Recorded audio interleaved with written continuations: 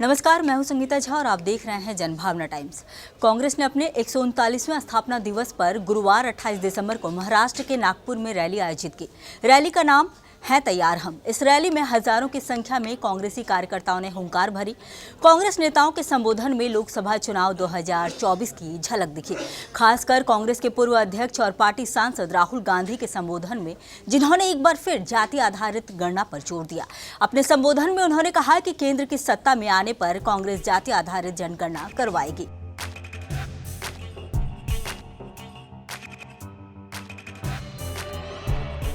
आपको बता दें कि कांग्रेस ने है तैयार हम नाम की रैली के जरिए अगले साल होने वाले लोकसभा चुनाव के लिए अपने अभियान की शुरुआत की है। इस अभियान की शुरुआत राष्ट्रीय स्वयंसेवक संघ यानी आरएसएस के गढ़ नागपुर से की गई। बताया जा रहा है कि इस महारैली के माध्यम से कांग्रेस ने लोकसभा चुनाव का बिगुल फूंक दिया है। जब कांग्रेस अध्यक्ष मल्लिकार्जुन खड़गे और राहुल गांधी मंच पर पहुंचे तो उससे पहले ही मैदान की 35,000 कुर्सियां भर चुकी थी। इसके अलावा ग्राउंड में ही अलग अलग जगहों पर लोग खड़े होकर राहुल गांधी का भाषण सुन रहे थे। जिस स्टेज पर नेतागण बैठे थे उसके अलावा दूसरे मंचों से इकबाल की जानी मानी नज्म सारे जहां से अच्छा हिंदुस्तान हमारा, मेरे देश की धरती सोना उगले और कवि प्रदीप की मशहूर रचना साबरमती के लाल तूने कर दिया कमाल जैसे देशभक्ति गीतों से ग्राउंड में माहौल बना दिया था।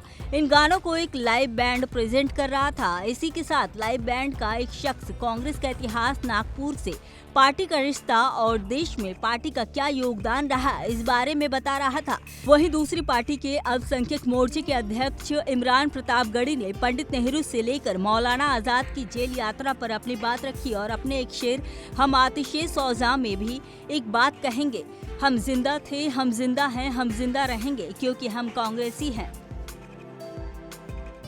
रैली को संबोधित करते हुए महाराष्ट्र के पूर्व मुख्यमंत्री अशोक चौहान ने बीजेपी पर जाति आधारित जनगणना का विरोध करने का आरोप लगाया। साथ ही कहा कि इस कवायद से बेहतर सामाजिक न्याय मिल सकेगा। चौहान ने आगे कहा कि उनकी पार्टी पूरे देश में जाति आधारित जनगणना चाहती है। उन्होंने कहा कि कांग्रेस की भी राय है कि आरक्षण पर 50% की सीमा हटा देनी चाहिए। पूरी कवायद से सभी राज्यों में आरक्षण से संबंधित मुद्दों पर ध्यान केंद्रित करने में मदद मिलेगी, लेकिन बीजेपी इसका विरोध करने में व्यस्त है।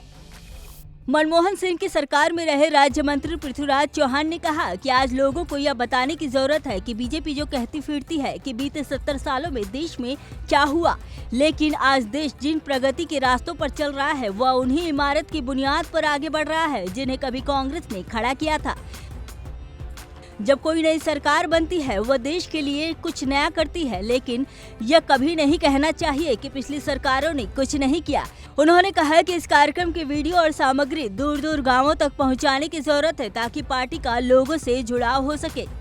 राजनीतिक विश्लेषक रशीद किदवई ने कहा कि मोदी सरकार के सामने कांग्रेस आज भी पुराने हथियारों से लड़ने की कोशिश कर रही है। उन्होंने कहा कि कांग्रेस आज भी अपने 45 साल पुराने विचारों पर चल रही है, उसे अब बदलने की जरूरत है। कांग्रेस एक संगठन के रूप में जो कर रही है उसमें बिखराव सा नजर आता है, उसे रिसर्च की जरूरत है और उसके अनुसार अपने राजनीतिक ढांचे को बदले। उन्होंने आगे कहा कि राहुल गांधी की भारत जोड़ो यात्रा का असर के कारण तेलंगाना विधानसभा चुनाव जीते हैं, तो फिर एमपी, राजस्थान और छत्तीसगढ़ का चुनाव किस कारण हारे।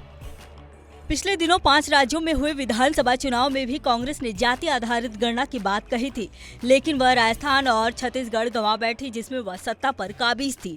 यही नहीं, मध्य प्रदेश में भी कांग्रेस के सत्ता में आने के कयास लगाए जा रहे थे, जबकि चुनाव का परिणाम ठीक उलट हुआ और बीजेपी फिर सत्ता पर काबिज हुई।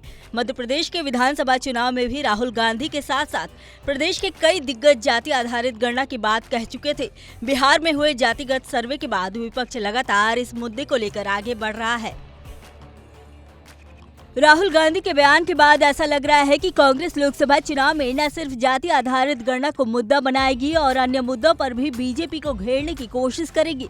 कांग्रेस के 139वें स्थापना दिवस के मौके पर महाराष्ट्र के नागपुर में एक रैली को संबोधित करते हुए राहुल गांधी ने दावा किया कि देश में बेरोजगारी पिछले 40 साल में सबसे ऊंचे स्तर पर है। राहुल गांधी ने अपनी पिछली बातों को दोहराते हुए कहा कि देश में 2 विचारधाराओं के बीच लड़ाई चल रही है। बीजेपी के विपरीत कांग्रेस का एक छोटा सा कार्यकर्ता भी पार्टी के शीर्ष नेताओं से सवाल पूछ सकता है और उनसे असहमति जता सकता है। लोकसभा चुनाव से पहले इस बड़ी रैली पर पूरे देश की नजर थी, जिसमें कांग्रेस अध्यक्ष मल्लिकार्जुन खड़गे समेत महाराष्ट्र और अन्य राज्यों के पार्टी के कई शीर्ष नेता शामिल हुए। हालांकि पार्टी की पूर्व अध्यक्ष सोनिया गांधी और महासचिव प्रियंका गांधी वाड्रा रैली में नहीं पहुंच सकी। रैली के आखिरी घंटे में खबर आई कि सोनिया गांधी अस्वस्थ हैं और प्रियंका उनके साथ हैं, इसलिए दोनों नेता रैली में नहीं आ पा रहे हैं। रैली को कई कांग्रेस नेताओं ने संबोधित किया। कांग्रेस अध्यक्ष मल्लिकार्जुन खड़गे ने अपने संबोधन में कहा कि अगर INDIA गठबंधन एकजुट रहेगा तो बीजेपी कहीं नजर नहीं आएगी। खड़गे ने लोगों से लोकतंत्र और देश को बचाने के लिए INDIA गठबंधन का समर्थन करने का आह्वान किया। आपको बता दें कि हाल ही में विपक्षी गठबंधन की बैठक दिल्ली में हुई थी। मुलाकात के दौरान PM के चेहरे समेत कई तरह की चर्चा हुई। बैठक के बाद यह खबर आई कि कई नेता खड़गे को PM चेहरा बनाने पर सहमत हो गए हैं।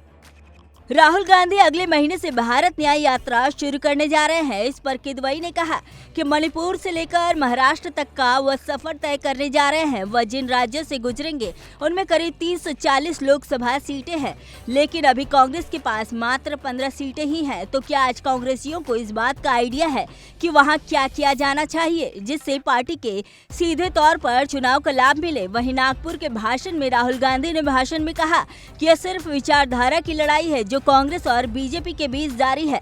कांग्रेस ने आजादी की लड़ाई लड़ी, लेकिन वो अंग्रेजों के खिलाफ ही नहीं थी बल्कि उन 500 राजे रजवाड़ों के खिलाफ भी थी जिसने भारत को बांटा हुआ था।